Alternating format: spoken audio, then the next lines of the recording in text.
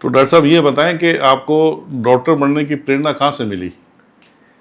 Doctor बनने की प्रेरणा मेरे को मेरी एक बुआ जी थी जो कि गायनेकोलॉजिस्ट थी। तो अक्सर हम उनसे मिलने जाते थे तो वो हमको ऑपरेशन थिएटर में मिलती थी। तो जब से मतलब होश संभाला तब से उनको ही देखा। तो बस तब से ये सोचा कि बस डॉक्टर ही बनना है।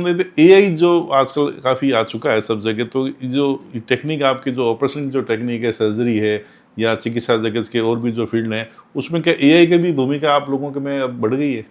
हाँ सर, एआई की भूमिका ऑफ कोर्स बड़ी है, परंतु जैसा कि आम आदमी सोचता है कि भाई एआई सब कुछ टेक ओवर कर लेगा या एआई ही सर्जरी करने लग जाएगा, तो ऐसा कुछ भी नहीं है। क्योंकि जब शुरू शुरू में कंप्यूटर्स भी जैसे आए थे, अगर अपन सोचे तो सबको ये लगता था कि भाई टाइपिस्ट वाइपिस्ट सबके जॉब चले जाएंगे और कंप्यूटर टेक ओवर कर लेगा, परंतु ऐसा हुआ नहीं, बल्कि जो काम जो है ज़्यादा फास्ट तरीके से होने लगे, तो लोगों का टाइम समय बचा और उस टाइम को उन्होंने दूसरी जगह यूटिलाइज करके और ज़्यादा बल्कि उनकी अर्निंग बढ़ गई। आने वाले समय में उनको वो ज़्यादा सफलता मिले, वो सक्सेसफुल ज़्यादा होंगे। आने सक्सेसफुल वाले होंगे। समय में यही डिफरेंस टेक्नोलॉजी का रहेगा। ज़माना है, टेक्नोलॉजी से साथ जी में रहना पड़ेगा, जी मतलब कदम से जी कदम मिला के चलना जी पड़ेगा। जी हाँ बिल्कुल। ऑपरेशन थिएटर या court? Operation theatre. Operation theatre. सबसे बड़ा गुण एक डॉक्टर में? सहनशीलता। अच्छा, जीवन का सबसे बड़ा सबक? जीवन का सबसे बड़ा सबक तो यही है कि खाली हाथ आए थे, खाली हाथ जाना है। तो इसीलिए जो क्या भी है, बात है, जितनी लोगों की सेवा कर सके वो उतनी कम करनी है। चाहिए, आप अपना तनाव कैसे दूर करते हैं? काम करके। काम ही सेवा है, काम ही कर्म है, सब कुछ। अच्छा, सबसे पसंदीदा फिल्म? फिल्में भी देखने का मिलता है समय? हाँ, फिल्में देखते हैं पर अब तो बहुत कम हो गया, पहले बहुत देखा करते थे। अगर ऑल टाइम फेवरेट की बात करें तो शोले। क्या बात है, शोले अभी तक भड़क रहे हैं। जी, तो वो तो क्लासिकल फिल्म है सर, उसको तो जितनी बार देखें उतना कम तो ही सबसे है। सबसे पसंदीदा पसंदीदा अभिनेता कौन है आपका? अमिताभ बच्चन। वो भी शोले के अंदर से ही उन्होंने। और सबसे पसंदीदा अभिनेत्री? ऐश्वर्या राय। अच्छा, वो उसमें अंतर है। वो हीरो तो आपको पहले का पसंद है, हीरोइन आपको अभी की पसंद है। अभिषेक बच्चन आपसे फिर उसको पता चलेगा, ये पॉडकास्ट देखेंगे तो दिक्कत हो सकती है। गाना आपको कौन सा पसंद है? कभी कभी मेरे दिल में ख्याल तो आता है। 2 लाइन गुनगुना लें थोड़ी सी। मैं गाने में बहुत पुअर हूँ नहीं, सर। कोई बात नहीं। अपन कोई कंपटीशन, कोई वो बड़ा कोई कार्यक्रम नहीं हो रहा है, तो थोड़ा बहुत गुनगुनाया ताकि पता चले लोगों को कि जो डॉक्टर हैं, सर्जन हैं, इतने बिजी रहते हैं, उनकी भी अपनी ज़िंदगी है, वो भी इंसान होते हैं, वो भी हम जैसे इंसान हैं, वो भी फिल्म देखना पसंद करते हैं, वो भी घूमना पसंद करते हैं, वो भी गुनगुनाना पसंद करते हैं। तो थोड़ा गुनगुना लीजिए डॉक्टर साहब। कभी कभी मेरे दिल में ख्याल आता है। क्या बात है, जैसे तुझको बनाया गया है तुझको मेरे लिए। बनाया गया है मेरे लिए। नमस्कार दोस्तों, आपका स्वागत है आपके अपने यूट्यूब चैनल लोवर्स एकेडमी में। दोस्तों, कहते हैं कि डॉक्टर को लोग कहा जाता है कि डॉक्टर भगवान का रूप होते हैं। तो आज ऐसे ही एक साक्षात भगवान स्वरूप डॉक्टर हमारे बीच मौजूद हैं, डॉक्टर नरेश कुमार दादलानी। आप वरिष्ठ चिकित्सक हैं और आप राजस्थान के ही नहीं वरन पूरे देश के जो जाने माने चिकित्सक हैं, सर्जन हैं। आपने बहुत सी सर्जरियाँ की है, बहुत सी सफल सर्जरियाँ की है, और डॉक्टर होने के साथ साथ आप एक संवेदनशील व्यक्ति हैं, एक नेक दिल इंसान हैं, और लोगों के लिए हमेशा तत्पर रहते हैं मदद के लिए। आप सर्जन होने के साथ साथ में कानून का भी अच्छा ज्ञान रखते हैं। तो आज हमारे पॉडकास्ट में, जो हमारा ये पहला पॉडकास्ट हो रहा है, इसमें विशेष रूप से डॉक्टर साहब को हमने आमंत्रित किया है ताकि हम चिकित्सा के साथ साथ कानून की भी बातें कर सकें। तो डॉक्टर साहब, आपका स्वागत है आज के हमारे इस पहले पॉडकास्ट में। तो डॉक्टर साहब, सबसे पहले आप अपने बारे में बताइए कि आपकी चिकित्सा कहाँ से हुई, सर्जरी का क्षेत्र ही क्यों चुना आपने, और कहाँ आप जो है सर्जरी कर रहे हैं, क्या आपके अनुभव है, थोड़ा सा हमें ये बताइए। सबसे पहले तो मैं आपको बहुत बहुत धन्यवाद देता हूँ कि आपने मेरे को अपने इस चैनल पे आमंत्रित किया। उसके लिए बहुत बहुत धन्यवाद। मेरा नाम डॉक्टर नरेश कुमार दादलानी है। मैंने अपनी पढ़ाई जो है वो उदयपुर से की थी, उदयपुर आर.एन.टी. Medical college. वहाँ से मैंने पहले अपना एमबीबीएस किया और उसके बाद में जनरल सर्जरी में वहाँ से मैंने एमएस किया। और उसके बाद में क्योंकि चिकित्सा क्षेत्र में लगातार प्रगति होती रहती है, तो लेप्रोस्कोपी सर्जरी के लिए मैंने काफ़ी जगह से जा कर के अलग अलग जगह पे ट्रेनिंग ली, और उसके बाद में ही फिर मैं प्राइवेट प्रैक्टिस में आया अपनी। जी।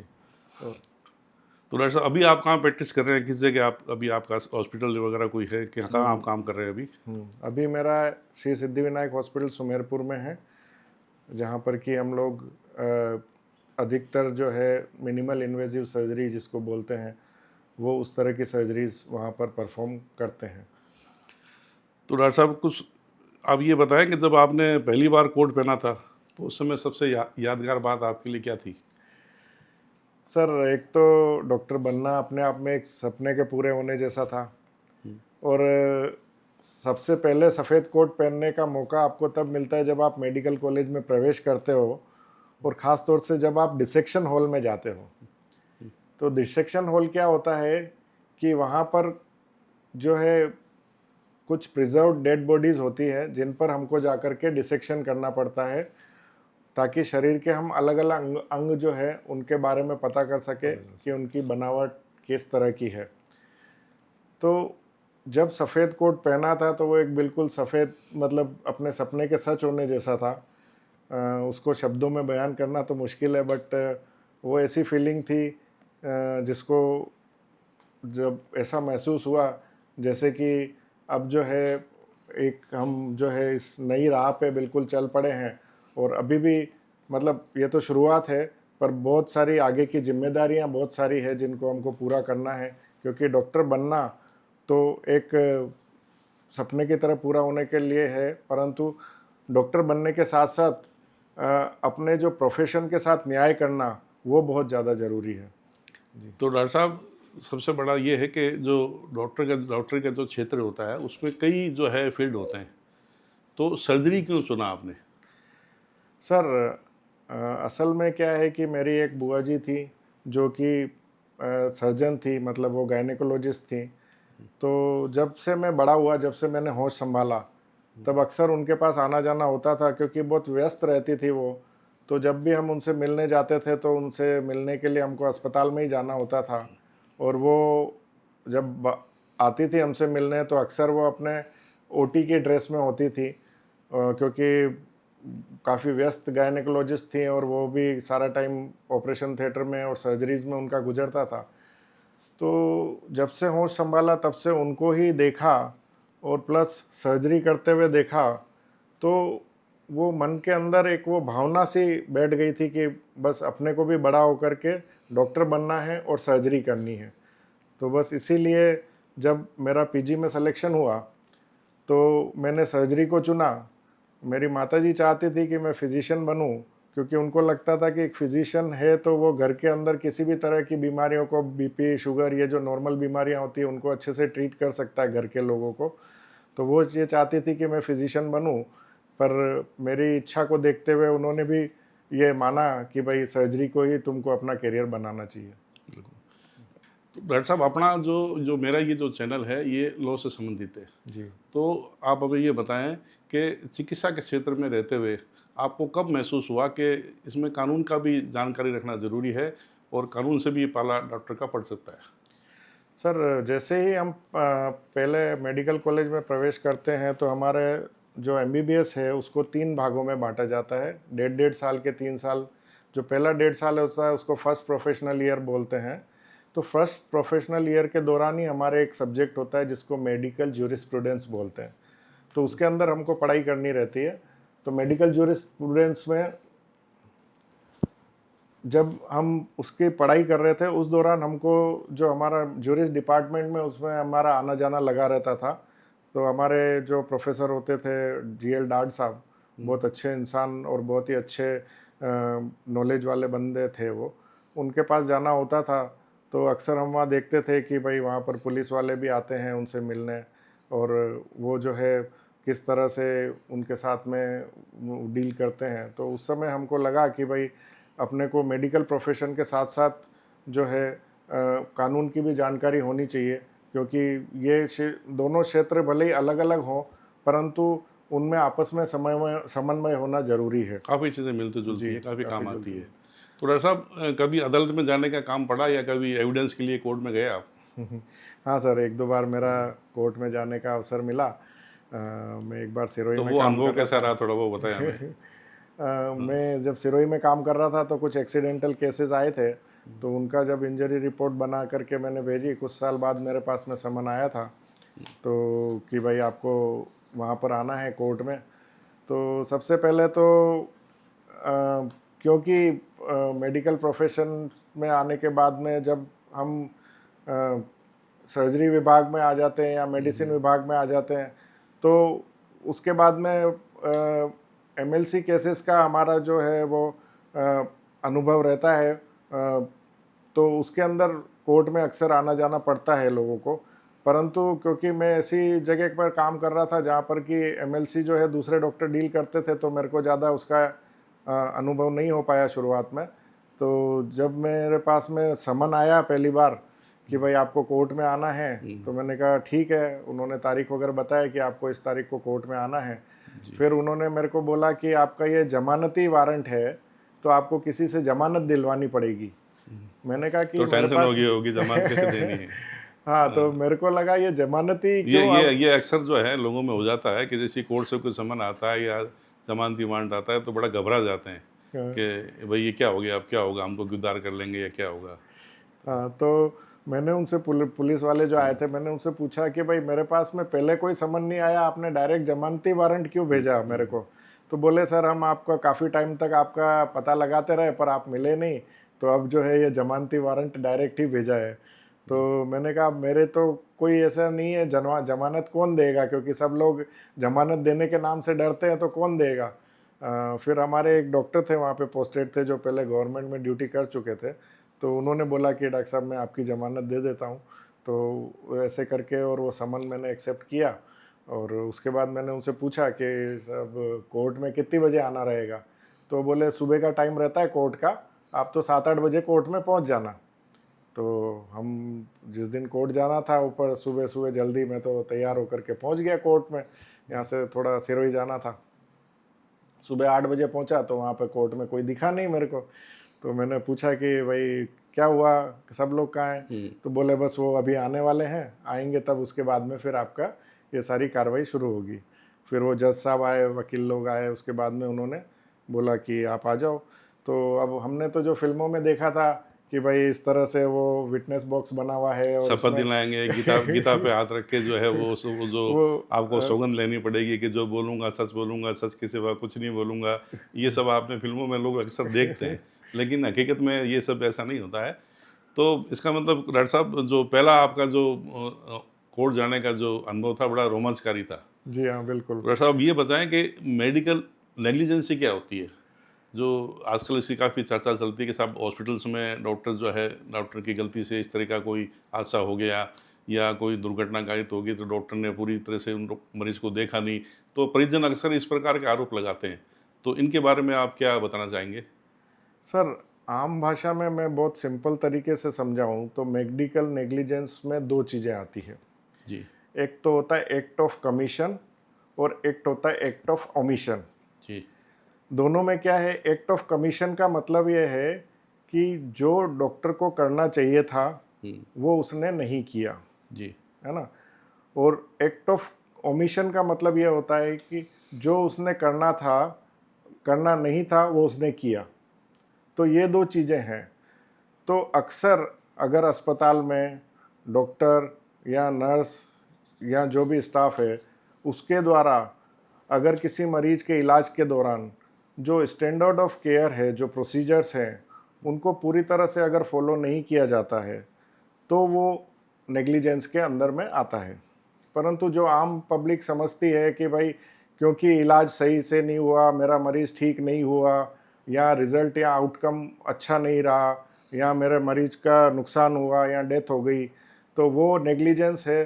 तो वो नेग्लिजेंस नहीं होता है, क्योंकि नेग्लिजेंस तभी माना जाएगा जबकि ये साबित हो जाए कि जो डॉक्टर ने को नहीं करना चाहिए था वो उसने किया, या फिर डॉक्टर को जो करना चाहिए था, मान लो मरीज का बीपी एकदम से लो हो गया और उनको जो दवाइयाँ देनी चाहिए थी वो उन्होंने नहीं दी और उसके कारण से मरीज का नुकसान हो गया, तो फिर उसको नेग्लिजेंस माना जाएगा, है ना। परंतु जो अपना मानव शरीर है वो बहुत कॉम्प्लेक्स है, तो इसके अंदर बहुत सारी चीज़ें काम करती है। जो अल्टीमेट रिजल्ट होता है किसी भी बीमारी का, वो इस बात पर निर्भर करता है कि बीमारी की स्थिति क्या थी, बीमारी की गंभीरता क्या थी, मरीज का शरीर किसी बीमारी के प्रति किस तरह की प्रतिक्रिया देता है, ये सब चीज़ें, प्लस जो दवाइयाँ उनको दी जाती है उससे होने वाले जो साइड इफ़ेक्ट्स होते हैं वो भी कभी कभी इलाज को प्रभावित कर सकते हैं। तो ऐसी कंडीशन में हमेशा अगर आपका आउटकम अच्छा नहीं आया या आपके अनुसार नहीं आया, उसको मेडिकल नेग्लिजेंस नहीं माना जा सकता है। तो डॉक्टर साहब, मैं आपको इसमें आपने जो बात बताई वो सही है। थोड़े कानूनी इसके बिंदु में आपको बताऊं, जो हमारे जो कानून से इससे संबंध में है, कि जैकब मैथ्यू बनाम पंजाब राज्य, ये 2005 का इसमें डॉक्टरों के लिए बहुत ही अच्छा निर्णय है सुप्रीम कोर्ट का, जिसमें सामान्य लापरवाही और गंभीर लापरवाही को जो है इसमें पूरा तरीके से बताया गया है। और साथ ही इस सुप्रीम कोर्ट के निर्णय में ये भी सुप्रीम कोर्ट ने ये बताया था कि डॉक्टरों के खिलाफ एकदम से कोई मुकदमा दर्ज नहीं होगा। जी। एक जो भी अगर ऐसी इस प्रकार का कोई शिकायत आती है कि भाई लापरवाही की गई है, तो उसमें एक कमेटी का गठन किया जाएगा, और वो 14 दिन में जो है वो कमेटी का गठन होगा। 14 दिन में जो कमेटी है वो अपनी रिपोर्ट पेश करेगी, और अगर वो कमेटी जो विशेषज्ञों की कमेटी होनी चाहिए, एक्सपर्ट होनी चाहिए, मतलब जो जिस प्रकार का जो घटना हुई है उससे संबंधित एक्सपर्ट होने चाहिए उसके अंदर। और अगर वो लोग ये तय करें कि हाँ ये डॉक्टर की लापरवाही हुई है, तो ही मुकदमा दर्ज किया जाएगा, अन्यथा मुकदमा दर्ज नहीं किया जाएगा। तो इस प्रकार से बहुत से निर्णय हैं, जैसे बॉम्बे हॉस्पिटल बनाम आशा जायसवाल का निर्णय है, सुप्रिया कुमारी बनाम केरल राज्य का मामला है, डॉक्टर सुरेश गुप्ता बनाम दिल्ली का मामला है। ये सभी मामलों के अंदर जो डॉक्टर हैं उनके प्रति काफ़ी जो है जो संवेदनशील रुख अपनाया है सुप्रीम कोर्ट, हाई कोर्ट ने, और ये बताया कि प्रत्येक मामले में ये नहीं कहा जा सकता कि डॉक्टर की लापरवाही थी। तो इसमें ये काफ़ी जो जो है कानून आपके पक्ष में इसमें दिए गए हैं। तो इसलिए आम जनता को भी ये देखना चाहिए कि प्रत्येक चीज़ के अंदर डॉक्टर की लापरवाही नहीं होती है। जी हाँ दरअसल सर, आपने जेकब मैथ्यूज़ जो है वो एक काफ़ी लैंडमार्क डिसीजन बोलना चाहिए। उसमें उन्होंने एक और चीज़ मेंशन की थी कि भाई आप किसी के कंधे पे बंदूक रख करके इस तरह से इलाज नहीं करा सकते। डॉक्टर अगर इलाज करने से डर जाएगा तो कांपते हाथों से वो सर्जरी नहीं कर सकता। बिल्कुल, बिल्कुल, बिल्कुल तो सही बात है। इसीलिए जो है हर चीज़ को नेग्लिजेंस आप ऐसे नहीं मान सकते। आम आदमी सही बात है कि आम आदमी नेग्लिजेंस को पता नहीं कर सकता, उसके लिए जो एक्सपर्ट है उसकी राय होना ज़रूरी है। बिल्कुल, बिल्कुल सही। जी सर। तभी जो है जो डॉक्टरों के लिए भी ये अच्छा रहेगा और मरीज़ के लिए भी ये अच्छा रहेगा। तो डॉक्टर साहब, कभी थोड़ा-सा हट के बात करते हैं, ये कानून की बातें बीच-बीच में हम करते रहेंगे। सबसे बड़ा ये है कि ये जो इसमें जो कभी-कभी जो कुछ मरीज़ आते हैं और वो खुद अपना इलाज जो है आपको समझाना शुरू कर देते हैं। तो कभी ऐसा लगा कि जो वो खुद अपना आप को डॉक्टर समझ के आपको अपना इलाज समझा रहा है? हाँ, ऐसा होता है सर। बट एक्चुअली डॉक्टर और मरीज का जो रिश्ता होता है वो विश्वास पे टिका हुआ होता है। तो जितना विश्वास मरीज अपने डॉक्टर पे करता है, डॉक्टर उतना ही अच्छा इलाज उनका कर सकता है। हाँ, अभी आजकल जो है इंफॉर्मेशन, इंटरनेट के कारण से इंफॉर्मेशन की अधिकता हो गई है सब जगह। तो मरीजों को बहुत सारी इन्फॉर्मेशन इंटरनेट पे मिल जाती है और वो कई बार उसको पढ़ कर के उनको ऐसा लगता है कि अब हमको इस बीमारी के बारे में काफ़ी ज़्यादा नॉलेज आ गया है और हम इसके लिए डॉक्टर से को बता सकते हैं या डॉक्टर से बात कर सकते हैं। पर ऐसी कंडीशन में बेहतर यही रहता है कि आप अपने डॉक्टर से बात करें और उसके बारे में उससे राय लें कि उनकी जो धारणा है या उन्होंने जो भी पढ़ा है, देखा है, वो सही है या गलत है या कितना सही है। क्योंकि हमेशा ऐसा नहीं होता कि आपको जो भी चीज़ इंटरनेट पे मिलेगी वो सही होगी। कई बार वो ऐसा भी हो सकता है कि वो चीज़ जो है वो उतनी सही नहीं हो या उस बीमारी से इतना रिलेटेड नहीं हो। तो ये सब एक प्रॉब्लम आती है सर। डॉक्टर साहब, एक और चीज़ आती है कि जब डॉक्टर जब ऑपरेशन करते हैं, तो उससे पहले एक लेटर पे मरीज़ की कंसेंट लिखाते हैं और अपने उसके परिजन से भी लिखवाते हैं। उसमें ये लिखा होता है कि भाई हमारी कोई जिम्मेदारी नहीं रहेगी। तो आम जनता के बीच में ये भ्रम है कि साहब, जब आप ऑपरेशन कर रहे हो तो फिर आप ये सब क्यों लिखवा रहे हो? मतलब आप अपना बचाव कर रहे हो कि जब आपने ऑपरेशन कर दिया, कुछ हो गया तो वो मरीज़ के परिजन पर डाल देंगे। तो इस स्थिति को समझाओ कि जो कंसेंट ली जाती है, कंसेंट क्यों ली जाती है? सर, मरीज का कंसेंट जो है वो देना नहीं देना वैसे मरीज के अधिकार क्षेत्र में आता है। पर कंसेंट लेना जो है वो एक जो कोई भी प्रोसीजर अगर हम किसी भी मरीज पे करते हैं, इवन हम एक उसको अगर इंजेक्शन भी लगाते हैं, तो किसी के भी मरीज का जैसे अपने शरीर पे पूरा अधिकार मरीज का है, अगर आप उसके शरीर में कुछ भी करना चाहते हो तो उसके लिए उसकी सहमति होना आवश्यक है, और ये सहमति कानूनी रूप से भी आवश्यक है। तो इसीलिए कंसेंट लेना वो बहुत ज़रूरी हो जाता है। इवन फीमेल के केस में तो अगर आप उसको एग्जामिन भी कर रहे हो तो उनकी कंसेंट लेना ज़रूरी हो जाता है। तो कंसेंट लेना एक ज़रूरी प्रक्रिया है ना, और वो कानूनी रूप से बाध्यकारी है, एक तरह से आप ये मान सकते हैं। और वो डॉक्टर के बचाव के साथ साथ मरीज का भी बचाव करता है, क्योंकि कंसेंट में हम सिर्फ ये नहीं लिखवाते कि भाई कुछ भी हो जाएगा तो डॉक्टर की जिम्मेदारी नहीं रहेगी, ऐसा नहीं है। कंसेंट के अंदर मरीज को ये सब समझाया जाता है कि भाई आपकी जो बीमारी है उसमें किस किस तरीके के इलाज संभव हैं, कौन कौन से तरीके का इलाज कर सकते हैं, कौन सा इलाज बेहतर रहेगा, और उसके बाद मरीज को ये बोला जाता है कि वो किस तरह का इलाज चुनता है। और ये सब समझाने के बाद में लिखित प्रक्रिया में उसको कागज़ पे या जो भी है नोट किया जाता है। मरीजों के साथ अक्सर क्या होता है कि वो मौखिक सहमति तो दे देते हैं, परंतु लिखित सहमति देते टाइम वो थोड़ा सा हिचकिचाते हैं, है ना। तो कंसेंट जो है वो मरीज और डॉक्टर के बीच में अविश्वास का विषय नहीं हो सकता। कंसेंट जो है वो मरीज और डॉक्टर के बीच का एक बॉन्ड है एक तरह से, जिसमें डॉक्टर मरीज को ये बताता है कि मैं आपके शरीर पे ये प्रक्रियाएं करूँगा, परंतु इस प्रक्रिया के दौरान ये कॉम्प्लिकेशंस होने की संभावना हो सकती है। कॉम्प्लिकेशन होगा ऐसा ज़रूरी नहीं है। जैसे अगर अपन हवाई जहाज़ में भी बैठते हैं, एरोप्लेन में जाते हैं, तो वहाँ उसके उड़ान भरने से पहले ये समझाया जाता है कि भाई अगर प्लेन में कुछ हो गया तो इस तरह से ऑक्सीजन मास्क आ जाएगा, वो पहनना है आपको, या पानी पे उतरना पड़ा तो आपको जैकेट पहनना है, वो सब समझाया जाता है। पर उसका मतलब ये नहीं है कि वो प्लेन हमेशा क्रैश ही हो जाएगा।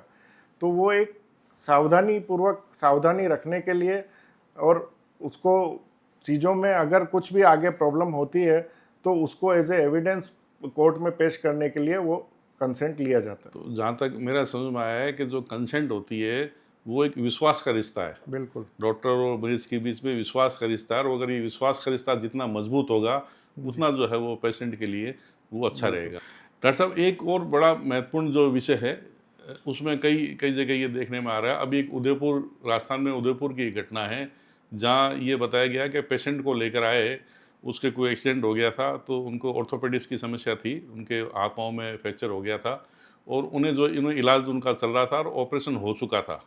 अब ऑपरेशन होने के बाद में एनेस्थीसिया, ऑपरेशन के समय जब एनेस्थीसिया जाता है तो ऑपरेशन के कुछ समय तक उसका असर रहता है, तो उनको होश नहीं आया था। तो पेरेंट्स जो है उनके जो है वो हॉस्पिटल में पहुंच गए, और उन्होंने पूछा भाई अब तक होश क्यों नहीं आया। तो उन्होंने जब देखा कि वो बेहोशी की अवस्था में है, तो कुछ लोगों ने हंगामा करना शुरू कर दिया, अफवाह फैला दी कि साहब ये तो मर गए, और बहुत हंगामा हुआ। डॉक्टर ने समझाया कि भाई ये मरे नहीं है, ये अभी बेहोशी की अवस्था में है, तो होश इनको आ जाएगा, क्योंकि कई एनेस्थीसिया के हिसाब से किसी को बाद में होश आता है, किसी को कम जल्दी होश आ जाता है। लेकिन वो अफवाह फैल गई और पेरेंट्स खूब सारे आ गए, उन डॉक्टर के साथ भी मारपीट की गई, और वहाँ के जो उदयपुर के जो मेडिकल एसोसिएशन के जो अध्यक्ष हैं वो भी आए फ़ोन पर, जब उनको पता चला तो उनके साथ भी मारपीट की गई। और बाद में ये पता चला कि उस पेशेंट को दूसरी जगह शिफ्ट करना पड़ा। बाद में पता चला कि पेशेंट ठीक है, अब वो ठीक भी हो गए। तो इस तरह की घटनाएं क्यों होती है?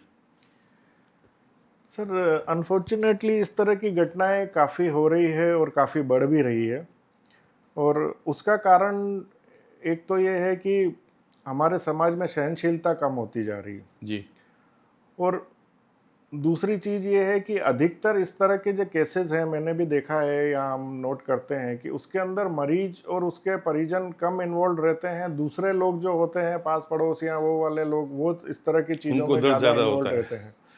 वो ज़्यादा इस तरह का करते हैं, या फिर वो की चीज़ों को बिगाड़ने की कोशिश करते हैं, मरीजों को भड़काने की कोशिश करते हैं। कुछ लोग अपने किसी खास फायदे के लिए, कोई मॉनेटरी गेन के लिए करता है, कोई पॉलिटिकल फायदे के लिए बहुत से कारण, राजनीतिक कारण भी होते हैं, कई कारण होते हैं, इशू बनाते हैं। तो इसको ज़बरदस्ती इशू बनाया जाता है, जो कि बहुत अनफॉर्चुनेट है। उदयपुर की घटना का आपने जिक्र किया कि वो मरीज को उन्होंने डॉक्टर के साथ तो मारपीट की ही, मरीज की जान को और खतरे में डाल दिया उन्होंने। बिल्कुल बिल्कुल। तो ये चीज़ें जो है वो, क्योंकि उसको आनंद फानंद दूसरी जगह शिफ्ट करना पड़ा, तो वो भी रिस्की था जब आदमी एनेस्थीसिया के अंदर बेहोश है, जस्ट उसका ऑपरेशन हुआ है, तो ऐसी परिस्थितियों में आपातकालीन स्थिति में उसको दूसरे हॉस्पिटल में शिफ्ट किया गया। वो तो ठीक है कि उसकी जान बच गई, अन्यथा ये आरोप सिद्ध हो जाता है कि भाई इन्होंने मार दिया। हाँ, तो उस केस में फिर कौन जिम्मेदार होता है? डॉक्टर को, उन्होंने जो एनेस्थीसिया वाले डॉक्टर थे, ट्रीटमेंट करते करते उन्होंने एनेस्थीसिया वाले डॉक्टर से भी मारपीट कर दी। तो ऐसे में डॉक्टर मरीज का इलाज करेगा या फिर वो उनके मारपीट के डर से वो मरीज को छोड़ करके भाग जाएगा, और ऐसे में मरीज को कुछ हो गया तो उसके लिए कौन जिम्मेदार होगा? तो डॉक्टर हमेशा अपनी तरफ से पूरी कोशिश करता है। हाँ, वही बात है कि भाई इसमें अविश्वास की भावना क्यों पैदा हुई, उसमें कुछ कम्युनिकेशन गैप रहा, क्या रहा, ये सब चीज़ों को एड्रेस करना ज़रूरी है। प्लस लोगों से भी ये हमारी मतलब गुजारिश है, विनती है कि जब भी कुछ किसी भी तरह का ऐसा कुछ होता है तो अपना धैर्य बनाए रखें, धैर्य बनाए संयम रखें। बनाए रखें, इस तरह का अननेसेसरी नहीं करें। डॉक्टर भी एक इंसान है और वो अपनी पूरी कोशिश करता है। एक और मामला जो दौसा का है, शायद आपको ध्यान होगा, डॉक्टर अर्चना शर्मा का। बिल्कुल, बिल्कुल। डिलीवरी के दौरान अत्यधिक रक्तस्राव, पीपीएच जिसको हम बोलते हैं, नॉन कॉम्प्लिकेशन है, उससे पेशेंट की डेथ हो गई। और उसके बाद उनके खिलाफ 302 का मुकदमा दायर कर दिया, क्योंकि जो अगली पार्टी थी वो पॉलिटिकली स्ट्रॉन्ग थी। ऐसे में उस डॉक्टर को लगा कि भाई मेरे को तो, मैंने किसी का लगता है मर्डर कर दिया, मेरे खिलाफ मर्डर का मुकदमा दायर हो गया, और उसने, डॉक्टर ने सुसाइड कर लिया। उसकी छोटी सी बच्ची है। तो मतलब अब आप सोचो कि डॉक्टर कितना प्रेशर में रही होगी कि उसने अपना एक सुसाइड कर लिया। तो ऐसे में ये सोचना कि भाई पेशेंट की जान को खतरा हो रहा है या पेशेंट मर रहा है और डॉक्टर कुछ नहीं कर रहा है या वो मज़े कर रहा है, ये बहुत गलत है। अधिकतर लोगों को लगता है कि भाई डॉक्टर ने कुछ नहीं किया, ऐसा नहीं है। डॉक्टर हमेशा अपनी तरफ से पूरी कोशिश करता है। इस तरह की घटनाएं बहुत दुर्भाग्यपूर्ण है और नहीं होनी चाहिए, क्योंकि इससे क्या होता है कि एक अविश्वास का माहौल बनता है और पूरे समाज को उसका नुकसान होता है। तो डॉक्टर साहब, ये जो दौसा की घटना है, ये तो बहुत ही हृदय विदारक है, क्योंकि जो डॉक्टर जनता को बचाने के लिए जो है अपना सब कुछ न्यौछावर कर देते हैं, बरसों पढ़ाई करते हैं, पूरी मेहनत से पूरी टीम के साथ में जो इलाज करते हैं, और वही इन जनता के आक्रोश के कारण उन्हें आत्महत्या करनी पड़ जाए, तो फिर ये डॉक्टर किस प्रकार से काम करेंगे? डर के तो काम हो नहीं सकता, क्योंकि ये बड़ा सेंसिटिव होता है ऑपरेशन करना वगैरह सारा। जो इस प्रकार की स्थिति होगी तो गलत संदेश जाएगा। जी, बिल्कुल गलत संदेश जाता है पूरे समाज में। प्लस और कुछ होता है कि डॉक्टर फिर क्या होता है सर, सेफ प्रैक्टिस की तरफ मुड़ जाते हैं। उनको लगता है कि क्यों अपन फालतू में पंगा लें, ये जो है इस तरीके से हंगामा होगा, हमारी बदनामी होगी, प्लस हमारे को मॉनेटरी लॉस होगा। तो इसलिए फिर वो क्या होता है कि बस सिंपल केसेस लेते हैं और डिफ़िकल्ट केसेस को अवॉइड करना शुरू कर देते हैं। जब डिफ़िकल्ट केस कोई पेशेंट मर रहा होता है, उसको अगर कहीं पे भी शिफ्ट करना होता है, एम्बुलेंस वगैरह में इतनी सुविधा नहीं होती, किसी दूसरे सेंटर पे जाता है, तो कई बार कई अवस्था में वो एम्बुलेंस में ही पेशेंट की डेथ हो जाती है। तो खराब लगता है, परंतु डॉक्टर को फिर अगर वो मान लो किसी सीरियस पेशेंट को लेता है और उसका इलाज करने की कोशिश करता है और उसको कुछ हो जाता है, तो फिर उसके बाद मरीज आक्रोशित हो जाते हैं, मरीज के परिजन आक्रोशित होकर के और डॉक्टर पे हमला कर देते हैं, तो अस्पतालों में तोड़फोड़ कर देते हैं। तो इस तरह की घटनाओं से पूरे समाज का नुकसान होता है।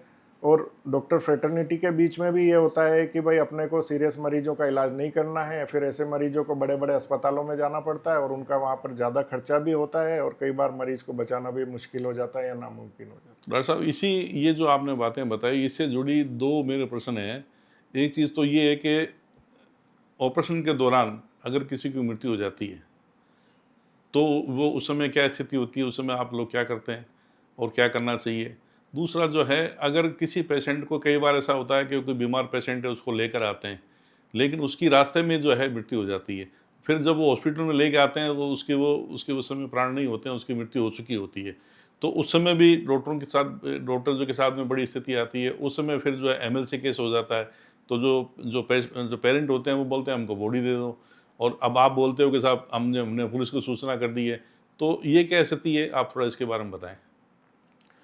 सर, जब भी इस तरह का मरीज कोई लाया जाता है अस्पताल में, जो कि जिसकी ऑलरेडी मृत्यु हो चुकी है, ब्रॉड डेड है मरीज, तो अगर ऐसा हमको लगता है कि भाई जस्ट अभी कुछ ही सेकंड हुए हैं, तो हम उसको रिवाइव करने की कोशिश कर सकते हैं, क्योंकि ब्रेन को ऑक्सीजन 5 मिनट नहीं पहुंचती, तो उसके बाद ब्रेन जो है वो ऑलमोस्ट मतलब डेड हो जाता है। तो ऐसी कंडीशन में अगर मरीज को लाने में 10-15 मिनट की देर हो जाती है और उसका जो है वो हमको लगता है कि भाई वो रिवाइव करने लायक नहीं है, तो उस समय पे हम लोग रिवाइव करने की कोशिश तो करते हैं, परंतु कई बार मरीज रिवाइव नहीं हो पाता।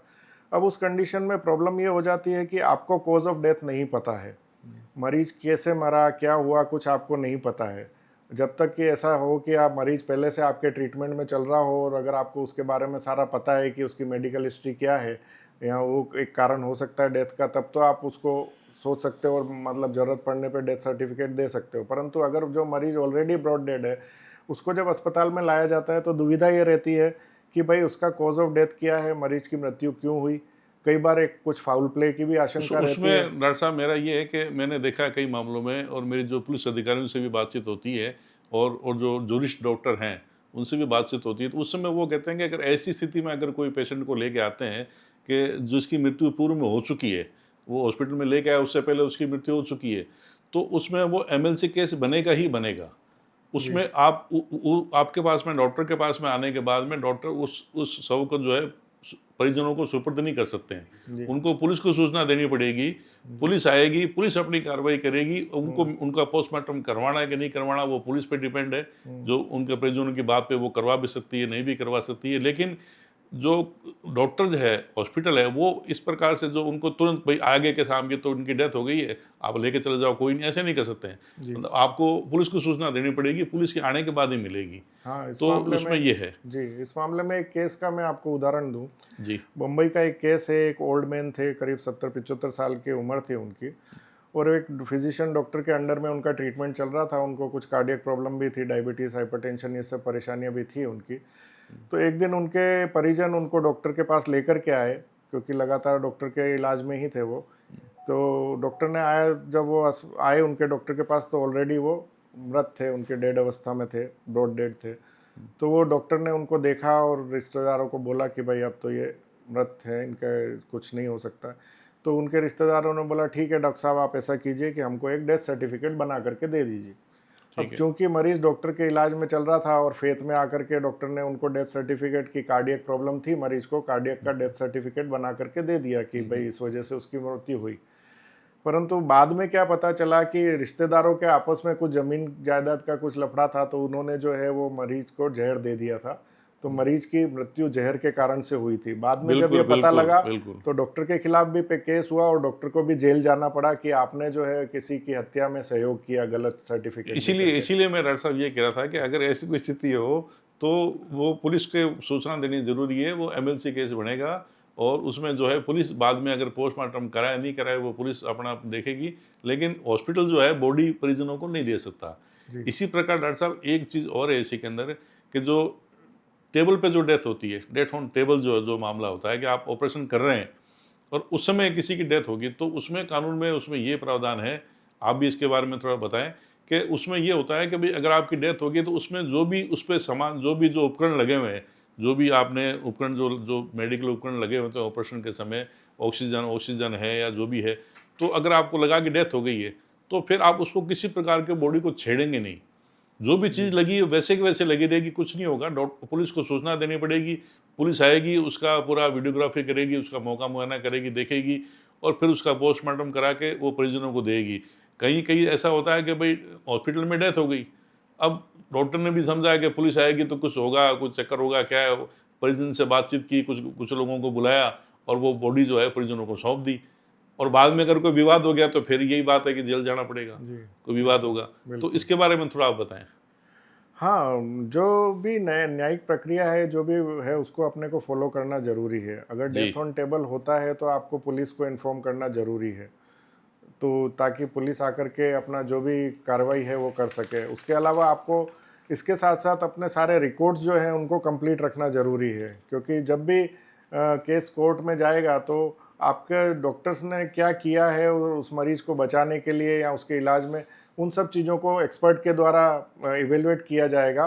और वहाँ पर जब यह पाया जाएगा कि डॉक्टर ने जो है इलाज के दौरान किसी भी तरह की लापरवाही नहीं की, जो भी स्टैंडर्ड ऑफ केयर है, जो भी प्रोटोकॉल है जिसके तहत कि मरीज को इलाज करना चाहिए था, वो अगर डॉक्टर ने किया है तो वो जो है वो अपने मतलब वो किसी भी प्रकार का गिल्टी नहीं होता है उसमें। इसी प्रकार डॉक्टर साहब ये जो सुप्रीम कोर्ट ने एक निर्णय दिया है या काफ़ी सुप्रीम कोर्ट के इस प्रकार के निर्णय आए हैं कि यौन जो संबंधी अपराध होते हैं, या जो बाल अपचारी से संबंधित अपराध होते हैं या महिलाओं से संबंधित अपराध होते हैं यौन संबंधी, उनमें जो है उनकी गोपनीयता जो है उसके बारे में काफ़ी महत्व सुप्रीम कोर्ट ने दिया है कि उनका नाम वगैरह गोपनीय रखा जाएगा। यहाँ तक कि पुलिस जो यहाँ तक कि सुप्रीम कोर्ट ने जो है पुलिस को भी ये निर्देश दिए हैं और कोर्ट को भी ये निर्देश दिए हैं कि उनकी गोपनीय जो उनके नाम की जो गोपनीयता उसको बनाए रखें और उसके जो जो भी ट्रीटमेंट होता है उसकी गोपनीयता बनाए रखें। तो इस प्रकार के अगर कोई केस आपके आपके पास में आते हैं तो आप उनका किस प्रकार उन्हें हैंडल करते हैं? सर, ये एक बहुत ही अनफॉर्चुनेट मामले हैं और जिसमें कि जो पीड़ित है उसको शारीरिक तो चोटें होती है, उसके अलावा एक बहुत गहरा मानसिक आघात भी उस मरीज के को लगा हुआ होता है। तो ऐसी कंडीशन में डॉक्टर होने के नाते हमारा पहला फ़र्ज़ तो ये रहता है कि मरीज़ की जो कंडीशन है उसको देखते हुए मरीज़ का तुरंत उसको इलाज देना। अगर क्या उसके जो भी चोटें वगैरह लगी है या जो अगर मान लो किसी तरह की गंभीर चोट है, कोई रक्तस्राव वगैरह हो रहा है तो उसको रोकना और मरीज का जो भी संभव इलाज है यथासंभव पहले इलाज करना, उसको इलाज करना रहता है। और उसके बाद में दूसरा जो है सारे रिकॉर्ड को अच्छे से रिकॉर्ड करके रखना कि उसमें क्या क्या आपकी जो भी फाइंडिंग्स मिली है उनको रिकॉर्ड करके रखना। हाँ, जहाँ तक गोपनीयता की बात है ये बहुत ही ज़रूरी है क्योंकि अगर अगर पीड़ित के बारे में किसी को भी पता लगता है तो उसके जो समाज के अंदर हमारे समाज में इन चीज़ों को बहुत अच्छे बहुत ही मतलब ख़राब तरीके से लिया जाता है। तो एक तो सामाजिक प्रतिष्ठा दांव पे लगी रहती है। दूसरा मरीज का जो मानसिक आघात है उससे भी उबरने में उसको कई बार बहुत सारा टाइम लगता है। तो ऐसी कंडीशन में मरीज की गोपनीयता को बनाए रखते हुए उसका यथासंभव इलाज करना और जो भी न्यायिक प्रक्रिया है उसके अंदर सहयोग करना डॉक्टर के लिए बहुत ज़रूरी हो जाता है। एक डॉक्टर साहब मैं ये पूछना चाहूँगा कि राजस्थान सरकार और केंद्र सरकार की तरफ से बहुत सी योजनाएं जो मरीजों के लिए चलती है जिसमें जो उनका निःशुल्क इलाज जो है किया जाता है। तो ऐसी योजनाएं के अंदर कुछ अस्पतालों में तो ऐसी योजनाएं हैं, कुछ अस्पतालों में नहीं है। जैसे भामाशाह कई जगह मांगते हैं, कई जगह अलग अलग कार्ड्स की सुविधाएं होती है। कई जगह मरीजों को इसमें दिक्कत आती है कि साहब उस हॉस्पिटल में वो सुविधा नहीं है, या जो हॉस्पिटल के जो प्रशासक हैं वो भी इस बारे में शिकायत दर्ज करते हैं कि इन सुविधाओं का हम जो है मरीजों को इसका सुविधा तो उपलब्ध करवाते हैं लेकिन इसके पेमेंट जो है सरकार की तरफ से समय पे नहीं आ पाता। तो इसके चलते बहुत से प्राइवेट अस्पताल जो हैं इन योजनाओं से दूर रहते हैं और मरीज़ जो है वहाँ चक्कर काटते हैं, तो उनको मना करते हैं कि साहब ये सुविधाएं हमारे यहाँ उपलब्ध नहीं है। और जो सुविधाएं उपलब्ध कराते हैं उनकी ये शिकायत है कि हमको जो है इसके पेमेंट जो है समय पे नहीं आता। तो क्या आपने भी इन सब चीज़ों का कभी सामना किया है? हाँ सर, एक्चुअली जो है ना मेडिकल के अंदर ट्रीटमेंट के अंदर ये देखा गया है कि आज से पहले जब ये सरकारी योजनाएं नहीं थी तो काफ़ी सारे मरीजों का बहुत सारा पैसा इस इलाज में खर्च होता था। कई बार उनके घर बार भी बिक जाते थे और वो गरीबी की हालत में आ जाते थे। तो उसके कारण से सरकार द्वारा ये योजनाएं शुरू की गई। उसके लिए तो बहुत ही सरकार बधाई की पात्र है कि सरकार ने इस तरह की अच्छी योजनाएं शुरू की। पर हाँ, इन योजनाओं में कुछ खामियां रही हैं। एक तो जो पैकेजेस हैं उनके शुल्क बहुत ही कम हैं, तो इसलिए कई बार उस शुल्क के अंदर काम करना पॉसिबल नहीं हो पाता क्योंकि प्राइवेट हॉस्पिटल और सरकारी अस्पतालों में फ़र्क ये है कि सरकारी अस्पताल तो सरकार के द्वारा फंडेड होते हैं। प्राइवेट हॉस्पिटलों में सारा खर्चा जो है हॉस्पिटल को वहन करना पड़ता है और उनके जो है खर्चे वो लगातार बने रहते हैं। स्टाफ की सैलरी वगैरह देना वो आपको हर महीने करना पड़ता है। ऐसे में अगर आपका पेमेंट टाइम पे नहीं आता, पेमेंट रुक जाता है तो हॉस्पिटल को चलाना मुश्किल हो जाता है। इसलिए कई बार प्राइवेट हॉस्पिटल उसके अंदर इंटरेस्ट नहीं लेते हैं। तो योजनाओं में काफ़ी कुछ जो ऑपरेशंस वगैरह उसके अंदर शामिल हैं उसमें तो मरीजों को अच्छा फ़ायदा मिल रहा है। काफ़ी सारे मरीज अब उन योजनाओं में इलाज भी करा रहे हैं और उससे उनके जो आर्थिक स्थिति पे जो है पहले बुरा प्रभाव पड़ता था वो अब नहीं है, उनके ऊपर प्रेशर नहीं है और इलाज करा करके और मरीज़ को काफ़ी फ़ायदा हो रहा है।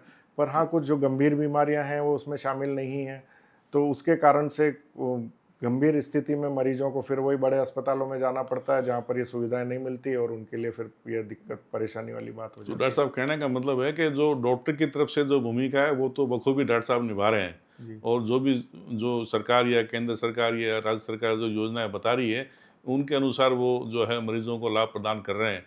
लेकिन उनका जो ये सिस्टम है इसका पेमेंट का, और जो जो वापस जो पेमेंट दिया जाता है सरकार की तरफ से, उस व्यवस्थाओं में थोड़ा सा इसमें चेंज करने की आवश्यकता है और कुछ गंभीर बीमारियों को जो है इसमें ऐड करने की आवश्यकता बिल्कुल है। सर। बाकी तो ये जो है बहुत ही अच्छी जो है मरीजों के लिए सुविधा दी गई है। जी। तो डॉक्टर साहब, थोड़ी सी एक बात ये करेंगे कि क्या आप अपने कार्य से संतुष्ट हैं? अब तक जो आपने इतनी हज़ारों सर्जरियाँ की है, हज़ारों लोगों को जो आपने जो है जीवन दान दिया है, तो क्या उससे संतुष्ट हैं?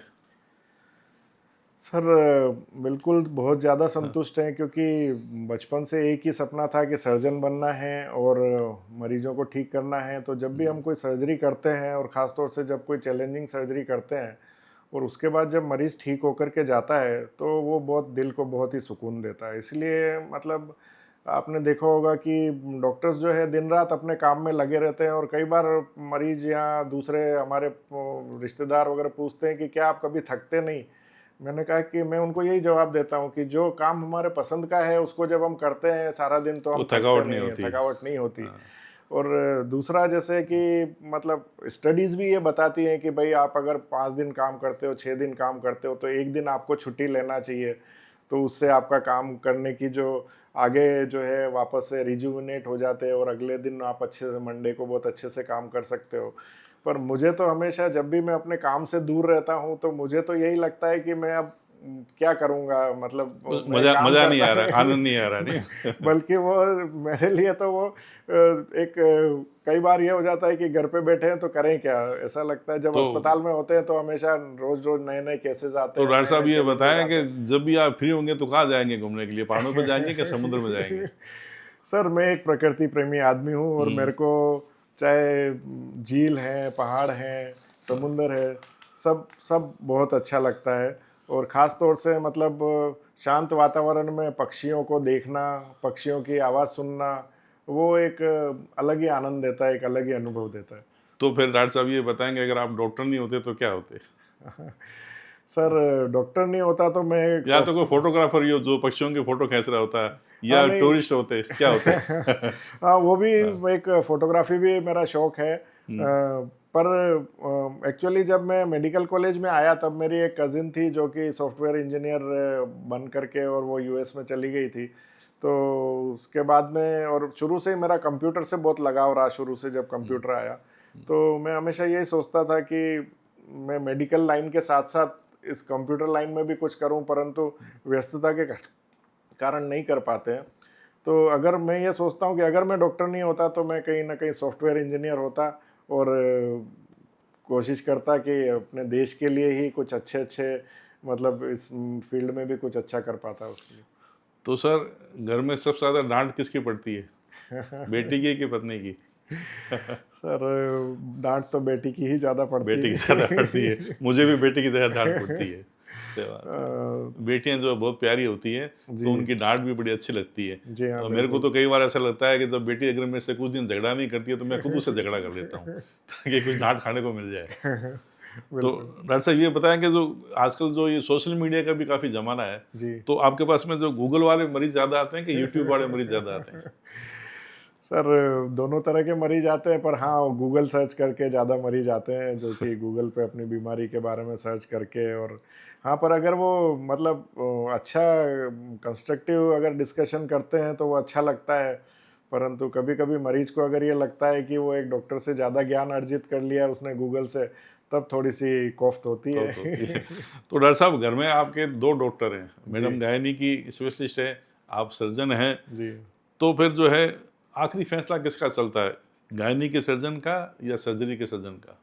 सर घर में वो होम मिनिस्टर है, घर में उनका उन्हीं चलता का है, हॉस्पिटल में चलेगा। हमारा मतलब चलता डॉक्टर भी जो है है। इस चीज़ से दूर न, मतलब अलग नहीं है कि सबकी सबके घर में जो है पत्नी की चलती है, चाहे वो डॉक्टर हो, चाहे पुलिस हो, चाहे वकील हो। जी डॉक्टर हाँ। भी इससे दूर नहीं है। तो मतलब वही स्थिति है कि भई आपके भी मैडम की चलती है।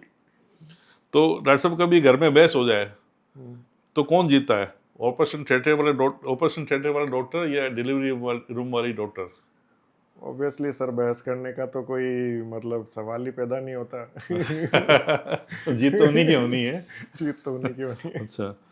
तो सब कई बार ऐसा होता है कि घर में मेडिकल की बहस चलती है, या आपने कोई ऐसा नियम बना रखा है कि भाई घर में टेबल पे हॉस्पिटल की कोई बात नहीं करेंगे, घर की बात ही करेंगे? हाँ, अक्सर जब बिटिया होती है घर पे तो यही होता है कि भाई जब भी वो हो पास में तो हम लोग अपना मतलब प्रोफेशन की बात नहीं करके और अपने घर के बारे में बात करें। वो और मैडम को खाना पकाने का बहुत शौक है, दोनों किचन में लगे रहते हैं, तो अक्सर ये रहता है कि उनके साथ में जा कर के थोड़ा सा टाइम स्पेंड किया जाए और हॉस्पिटल की चीज़ों को उस समय दूर रखा जाए। तो कई बार ऐसा भी होता होगा कि मैडम कुछ घटनाएं आपको आके बताती होगी कि आज मेरे गायनी के ऑपरेशन के समय इस तरह के पेशेंट आया, ये घटना हुई या समस्या मेरे साथ ये हुई। कई बार आप उनको बताते होंगे कि मेरे सर्जरी में ये चीज़ नहीं हुई या ऐसा कुछ हुआ। तो जो दोनों जो आप आपस में आपकी कहानियाँ बताते हो कि तो सबकी सबसे अच्छी कहानी किसकी लगती है, आपकी कि मैडम की? सर कहानियाँ तो मैडम की ही अच्छी रहती है, कारण कि सर गायनी के अंदर या ऑब्स्टेटिक के अंदर एक पेशेंट नहीं होता, दो पेशेंट होते हैं। प्रेग्नेंट लेडी है तो उसके साथ में जो बच्चा है वो भी पेशेंट ही है एक तरीके से। तो दोनों की केयर करना बहुत ज़रूरी होता है। और जब जब डिलीवरी होती है तो फिर वो आकर के किस्से सुनाते हैं कि वो बेबी ऐसा कर रहा था, कोई हाथ जोड़ के निकला और कोई ऐसे मुट्ठी बांध के निकला, और इस तरह के से मतलब एक्साइटिंग, और उन बच्चों को देखना, वो छोटे छोटे से प्यारे प्यारे से बच्चे, तो उन चीज़ों को सुनना वो काफ़ी एक्साइटिंग लगता है सर। तो सर, अगर एक दिन के लिए आपको गायनेकोलॉजिस्ट बना दिया जाए और मैडम को सर्जन बना दिया जाए, तो सबसे पहले कौन बोलेगा कि मेरे को तो मेरा विभाग ही वापस दे दो? हाँ सर, बड़ा डिफिकल्ट काम है। हाँ। सबसे पहले तो मैं ही बोलूँगा। मेरे को सर्जन ही बनना है। हाँ, क्योंकि अक्सर कभी कभी वो मैडम बोलती हैं कि भाई किसी दिन कि भाई आप भी ये सिजेरियन कर लो, तो मैं उनको यही बोलता हूँ कि भाई ये काम मेरे बस का नहीं है। आप ही करो, ये आपको ही ज़्यादा अच्छा रहेगा। तो डॉक्टर साहब, जो बेटी किसको अच्छा डॉक्टर मानती है, मम्मी को या पापा को? डॉक्टर के तौर पर उसको ज़्यादा तो कभी भी किसी समस्या का सामना करना पड़े तो वो मेरे से ही ज़्यादा संपर्क करती है। जी जी। उसको ऐसा लगता है कि मैं ज़्यादा अच्छे से उसको इस बारे में कोई भी मतलब सर्जरी रिलेटेड और वो कुछ रहता है, पर गायनी से रिलेटेड होता है कुछ समस्या, तो वो ओबियसली मैडम से ही संपर्क करना पसंद करते हैं। तो डॉक्टर साहब ये बताएं कि आपको डॉक्टर बनने की प्रेरणा कहाँ से मिली? डॉक्टर बनने की प्रेरणा मेरे को मेरी एक बुआ जी थी जो कि गायनेकोलॉजिस्ट थी। तो अक्सर हम उनसे मिलने जाते थे तो वो हमको ऑपरेशन थिएटर में मिलती थी। तो जब से मतलब होश संभाला तब से उनको ही देखा, तो बस तब से ही ये सोचा कि बस डॉक्टर ही बनना है, और ईश्वर ने भी मेरा साथ दिया तो इसलिए फिर डॉक्टर बन गया। क्योंकि ऐसा हुआ था कि मैं उदयपुर एक बार मतलब 9th क्लास में एडमिशन के लिए उदयपुर विद्यावन स्कूल में गया था। तो उस समय मेरा एक टेस्ट लिया उन्होंने। उसके बाद प्रिंसिपल इंटरव्यू में गए क्योंकि मेरे फादर इंजीनियर थे। तो जब प्रिंसिपल ने पूछा कि भाई आपको बायोलॉजी चाहिए या मैथमेटिक्स चाहिए, तो फादर ने बोला कि नहीं, इसको मैथमेटिक्स दो और ये इंजीनियर बनेगा। क्योंकि हम बोल नहीं सकते थे फादर के सामने, पर प्रिंसिपल साहब समझ गए मेरा चेहरा देख करके। उन्होंने बोला इस बच्चे को आप ऐसा करो, बायोलॉजी दिला दो, क्योंकि ये जो टेस्ट दिया है इसने इसमें इसके बायोलॉजी में ही ज़्यादा नंबर आए। ज़्यादा नंबर इसी में इसलिए मैंने बोला कि किस्मत ने भी मेरा साथ दिया। हाँ। और मैं डॉक्टर बन गया। किस्मत ने डॉक्टर बना दिया। जी बिल्कुल। हाँ, पर सोचा तो था ही सर, उसके लिए मेहनत भी खूब की थी। तो डॉक्टर साहब, आप किस प्रकार के ऑपरेशन जो है ज़्यादातर आपने किए हैं? वैसे तो ऑपरेशन तो सर्जरी में सब प्रकार के होते हैं, लेकिन अधिकतर जो ऑपरेशन आपने किस प्रकार के किए हैं? सर मेरा झुकाव शुरू से मिनिमल इन्वेजिव सर्जरी की तरफ ही रहा। मिनिमल इन्वेजिव सर्जरी का क्या मतलब होता है कि शरीर के किसी भी ऑपरेशन को करने के लिए शरीर के अंदर जो है एक बड़ा चीरा नहीं लगा करके छोटे छोटे छेद के माध्यम से या जो नेचुरल अपने ओरिफिस है उनके माध्यम से सर्जरी की जाती है। तो शुरू से मेरा झुकाव जो है मिनिमल इन्वेजिव सर्जरी की तरफ से रहा, इसलिए हम हमेशा मिनिमल इन्वेजिव सर्जरीज ही करते हैं। जैसे कि सर दूरबीन सर्जरी होती है, वो इससे रिलेटेड? जी हाँ, उसको दूरबीन का आम भाषा में दूरबीन। साहब वो पेशेंट कहता है हमको तो दूरबीन वाला इलाज करवाना है, दूरबीन वाली सर्जरी करवानी है, तो शायद ये वही है। हाँ जी जी जी। तो दूरबीन सर्जरी या लेज़र सर्जरी भी बोलते हैं आम भाषा में, लेप्रोस्कोपी होता है। एक्चुअली इसको लेकर के भी मतलब शुरुआत में मेरे को काफ़ी परेशानियाँ आई। जब मैंने शुरू में मैं महावीर हॉस्पिटल में था और मैंने 2004-2005 में जब लेप्रोस्कोपिक सर्जरी की शुरुआत की, तब बहुत ही कम जगह पर लेप्रोस्कोपिक सर्जरी होती थी। तो जब शुरू में मैंने लेप्रोस्कोपिक सर्जरी स्टार्ट किया तो मरीजों को अक्सर दूसरे सर्जन या बाहर जहाँ भी जाते थे तो ओपन सर्जरी या चीरे वाली सर्जरी के लिए ही राय मिलती थी। तो जब मेरे पास आते थे और मैं उनको लेप्रोस्कोपिक सर्जरी के लिए बोलता था तो वो इजीली तैयार नहीं होते थे, और कई बार तो वो नई चीज थी उस समय। ऑपरेशन थिएटर में जाने के बाद भी मना कर देते हैं कि नहीं, वो लेप्रोस्कोपिक सर्जरी में तो अंदर जला देते हैं और इस तरह से तो इस तरह से वो तैयार नहीं होते थे। पर मैं उस समय अडिग रहा बिल्कुल, मैंने मरीजों को यही बोला, समझाया उनको कि भाई ये लेप्रोस्कोपिक सर्जरी अच्छा है। तो धीरे धीरे वो मतलब ट्रेंड बनता गया और अब सर्जरी, अब ऐसा सिचुएशन आ गई कि अब मरीज मेरे पास आते हैं तो वो यही बोलते हैं कि डॉक्टर साहब हमको ओपन सर्जरी नहीं कराना, किसी भी कंडीशन में लेप्रोस्कोपी सर्जरी ही, मिनिमम इन्वेसिव सर्जरी ही कराना है। तो डॉक्टर साहब इसी से संबंधित एआई जो आजकल काफ़ी आ चुका है सब जगह, तो जो टेक्निक आपकी जो ऑपरेशन की जो टेक्निक है, सर्जरी है या चिकित्सा जगत के और भी जो फील्ड हैं, उसमें क्या एआई की भी भूमिका आप लोगों के में अब बढ़ गई है? हाँ सर, एआई की भूमिका ऑफ कोर्स बड़ी है, परंतु जैसा कि आम आदमी सोचता है कि भाई एआई सब कुछ टेक ओवर कर लेगा या एआई ही सर्जरी करने लग जाएगा, तो ऐसा कुछ भी नहीं है। क्योंकि जब शुरू में कंप्यूटर्स भी जैसे आए थे, अगर अपन सोचे तो सबको ये लगता था कि भाई टाइपिस्ट सबके जॉब चले जाएंगे और कंप्यूटर टेक ओवर कर लेगा, परंतु ऐसा हुआ नहीं, बल्कि जो काम जो है ज़्यादा फास्ट तरीके से होने लगे, तो लोगों का टाइम, समय बचा और उस टाइम को उन्होंने दूसरी जगह यूटिलाइज करके और ज़्यादा, बल्कि उनकी अर्निंग बढ़ गई। तो इसी तरह से जो एआई है वो भी मतलब चीज़ों को और फास्ट तरीके से करने में हेल्प करेगा, तो उसके कारण से डिस्टरबेंस नहीं होगा, बल्कि एआई को जो डॉक्टर्स, जो सर्जन एआई को ज़्यादा अच्छे तरीके से यूज़ कर पाएंगे आने वाले समय में, वो ज़्यादा सक्सेसफुल होंगे। आने वाले समय में यही टेक्नोलॉजी का ज़माना है, टेक्नोलॉजी से साथ में रहना पड़ेगा, मतलब कदम से कदम मिला के चलना पड़ेगा। ये तो सर मुझे ये बताइए कि आपने हज़ारों ऑपरेशन किए हैं, हज़ारों सर्जरियाँ की है, बहुत से लोग आपके बारे में खूब बताते हैं कि हमको डॉक्टर साहब ने बचा लिया, डॉक्टर साहब ने हमें नई जिंदगी दी। ऐसा कौन सा ऑपरेशन है, कोई ऐसा ऑपरेशन आपको याद आता है जो आपको लगता है कि मेरे जीवन का सबसे कठिन ऑपरेशन था? 2-3 रहे हैं सर, बट एक सबसे डिफ़िकल्ट मैं बताऊं, जब उस समय मैं महावीर हॉस्पिटल में था, तब एक पेशेंट बाहर से रेफ़र होकर के आया था, उसका डिलीवरी हुआ था और डिलीवरी होने के बाद में उसके इंटरनल अंगों को नुकसान हुआ, उसका बच्चेदानी फट गया, उसका पेशाब का थैली फट गया, और जब पेशेंट वो हमारे पास में आया तो बिल्कुल मरणासन अवस्था में था, उसका पल्स नहीं मिल रहा था, उसका बीपी नहीं मिल रहा था। आते ही हमने उसको, पेशेंट को रिवाइव किया, जैसे ही उसको पेशाब का कैथेटर लगाया तो उसमें खून ही, ब्लड ही आ रहा था। तो उसके रिश्तेदारों को मैंने समझाया कि भाई ये डिफ़िकल्ट ऑपरेशन है, मरीज़ बचेगा या नहीं बचेगा, हम कोशिश कर सकते हैं। तो वो मेरे पुराने पेशेंट थे, काफ़ी उनको विश्वास था, तो उन्होंने बोला डॉक्टर साहब आप कीजिए जो भी करना है। ऑपरेशन थिएटर के में लेकर के जब हमने उनका सर्जरी किया तो वो काफ़ी डिफ़िकल्ट सर्जरी था, क्योंकि उसके अंदर पेशाब की थैली भी फटी हुई थी, बच्चेदानी फटने के कारण काफ़ी सारा रक्तस्राव हो गया था, और वो जितने भी मेन ऑर्गन्स हैं, मेन जो वेसल्स हैं, यूरेटर, उन सब के पास में यूट्रस, फटा हुआ यूट्रस में, उन सबको बचाते हुए सर्जरी करना, और पेशेंट का बीपी जो है वो काफ़ी लो चल रहा था, और दवाइयों पे हम बीपी मेंटेन करके उसका सर्जरी किया। पोस्ट ऑप उस पेशेंट को 21 यूनिट ब्लड लगाया और अल्टीमेटली वो पेशेंट बच गई। तो वो एक बहुत सेटिस्फैक्ट्री था, जब मतलब कि हम किसी की जान बचा पाए, तो वो एक बहुत ही चैलेंजिंग वो समय आप नए इधर महावीर हॉस्पिटल में आए थे। हाँ जी, बिल्कुल। उसके बाद तो काफ़ी लंबा अनुभव आपको हो चुका है, काफ़ी सर्जरी आप कर चुके हैं। तो डॉक्टर साहब ये बताएं कि इतनी हज़ारों सर्जरियाँ की, हॉस्पिटल में इतना बिजी आपका शेड्यूल रहता है, क्योंकि ऑपरेशन के बाद में भी, जैसे ऑपरेशन तो आज कर दिया आपने, लेकिन 3-4 दिन पेशेंट भर्ती रहता है, तो उसकी ऑपरेशन के बाद में भी उसकी देखभाल करनी होती है। तो और ऑपरेशन में आपने काफ़ी ऑपरेशन कर रखे हैं, तो बहुत से पेशेंट हैं जो 3 दिन के बाद उनको छुट्टी मिलेगी, किसी को 4 दिन के बाद में डिस्चार्ज मिलेगा। तो कहीं कहीं घूमने का अवसर नहीं मिलता क्या? कभी को घूमने भी जाते हैं कि खाली ये ऑपरेशन ही करते रहते हैं?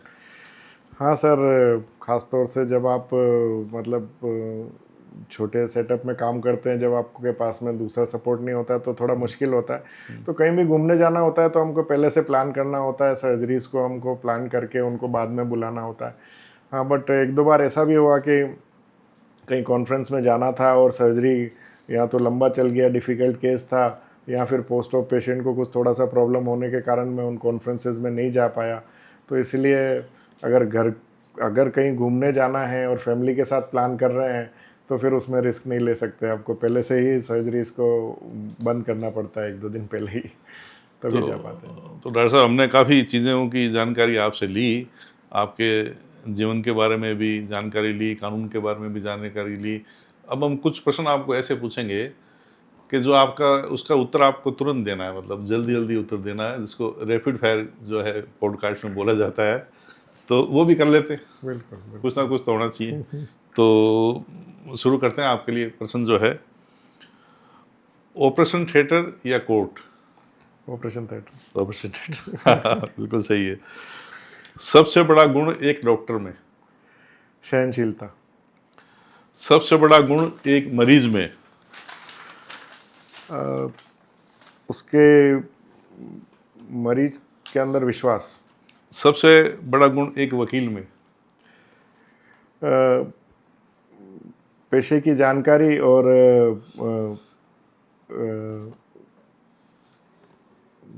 वकील के अंदर पेशे की जानकारी बहुत इम्पोर्टेंट है। और जिस चीज़ को वो कर रहे हैं उसके बारे में उनको प्रशिक्षित होना बहुत ज़रूरी है, उनकी कंप्लीट उनको पूरी जानकारी उनको होनी चाहिए।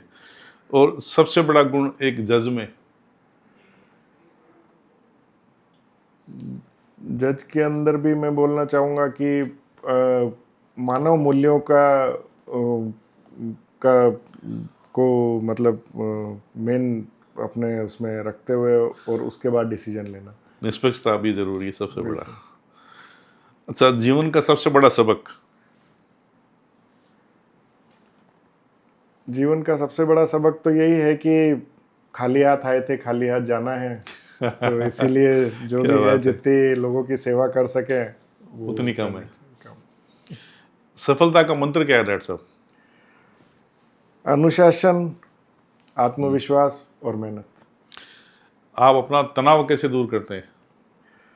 काम करके। काम ही सेवा है, काम ही कर्म है, सब कुछ काम ही है। क्या बात है। अच्छा, सबसे पसंदीदा किताब कौन सी डॉक्टर साहब? किताबें पढ़ते हैं आप? हाँ, किताबें मैंने पढ़ी है सर। फाइनेंस में मेरा थोड़ा इंटरेस्ट है, तो फाइनेंस के हिसाब से बोलें तो रिच डैड पुअर डैड। क्या बात है। अच्छा, सबसे पसंदीदा फिल्में भी देखने का मिलता है समय? हाँ, फिल्में देखते हैं, पर अब तो बहुत कम हो गया, पहले बहुत देखा करते थे। अगर ऑल टाइम फेवरेट की बात करें तो शोले। क्या बात है। शोले अभी तक भड़क रहे हैं। जी, वो तो क्लासिकल फिल्म है सर, उसको तो जितनी बार देखें उतना तो कम सबसे पसंदीदा अभिनेता कौन है आपका? अमिताभ बच्चन। वो भी शोले के अंदर से ही उन्होंने। और सबसे पसंदीदा अभिनेत्री? ऐश्वर्या राय। अच्छा, वो उसमें अंतर है। वो हीरो तो आपको पहले का पसंद है, हीरोइन आपको अभी की पसंद है। अभिषेक बच्चन आपसे फिर उसको पता चलेगा, ये पॉडकास्ट देखेंगे तो दिक्कत हो सकती है। अच्छा, एक ऐसी आदत जो हर युवा डॉक्टर अपनाए, वो आप क्या बताना चाहेंगे? हाँ, हर डॉक्टर को जो आदत है उसके अंदर एक तो चीज़ों का अपने जो भी आप ज्ञान अर्जित कर रहे हैं उसको अच्छे से अर्जित करें, और प्लस अपने काम के प्रति सिंसियर रहें, ईमानदार रहें। ऐसे कैसे जो हमारे देश के सभी नागरिक हैं, उनको आप क्या संदेश देना चाहेंगे? कौन सी आदत वो अपनाएं जिससे देश की समृद्धि हो सके, देश आगे चल सके? हाँ, देश को आगे ले जाने के लिए ये बहुत ज़रूरी है कि सब जो है अपने जितना भी अपना ईमानदारी से प्रयास कर सकते हैं, जिस भी फील्ड में है वो, उतना ही वो उसके अपने फील्ड के बारे में ज़्यादा से ज़्यादा नॉलेज गेन करें, और उस फील्ड के अंदर ही कुछ अच्छा करने की, नया करने की कोशिश करें। क्योंकि हमारे देश में सबसे ज़्यादा ये है कि रिसर्च बहुत कम है, तो उसके लिए ये ज़रूरी है कि हमारे जो युवा लोग हैं वो रिसर्च में आगे आएँ, ताकि हम भी कोई अच्छी नई चीज़ बना सकें और उसके बाद जो देश की तरक्की में आगे काम आए। क्योंकि आगे बढ़ना, रिसर्च करना बहुत ज़रूरी है। डॉक्टर साहब, ये जो हमारा पॉडकास्ट है, ये कानून के विद्यार्थी भी देखेंगे, कानून से जुड़े हुए जो डॉक्टर्स, जो कानून से जुड़े हुए हमारे एडवोकेट्स हैं, वो भी देखेंगे, और आपका जो क्षेत्र है चिकित्सा जगत, उससे जुड़े डॉक्टर्स भी देखेंगे। तो हमारे इन दोनों ही जो वर्ग हैं, डॉक्टर और एडवोकेट, इन दोनों के लिए आप क्या संदेश देना चाहेंगे? दोनों प्रोफेशन अपने आप में बहुत ही यूनिक है सर, और दोनों ही प्रोफेशन में मतलब ईमानदारी से काम करना बहुत ही ज़रूरी है, मेहनत से, लगन से काम करना बहुत ही ज़रूरी है। जो भी आप करें उसको पूरी ईमानदारी से करें, ये बहुत ज़रूरी है। अब एक चीज़ मैं आपसे पूछनी भूल गया डॉक्टर साहब, आपने फिल्म के बारे में बता दिया, अभिनेता के बारे में बता दिए, गाना आपको कौन सा पसंद है? कभी कभी मेरे दिल में ख्याल तो आता है। 2 लाइन गुनगुना लें थोड़ी सी।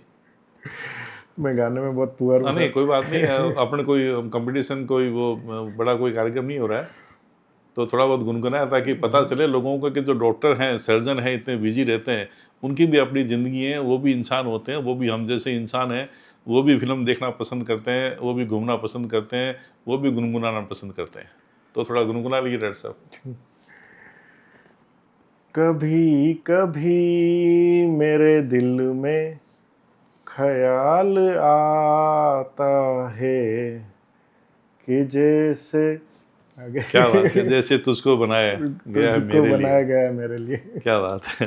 तो बहुत बहुत धन्यवाद डॉक्टर साहब, आप हमारे इस पॉडकास्ट में पधारे और चिकित्सा जगत से जुड़ी जानकारी दी, कानून से जुड़ी जानकारी दी, और हमें काफ़ी इससे सीखने को मिलेगा। और आशा करता हूँ जो दर्शक पॉडकास्ट देख रहे हैं उन्हें भी इससे से काफ़ी अनुभव और जानकारी मिली होगी। तो बहुत बहुत धन्यवाद, नमस्कार।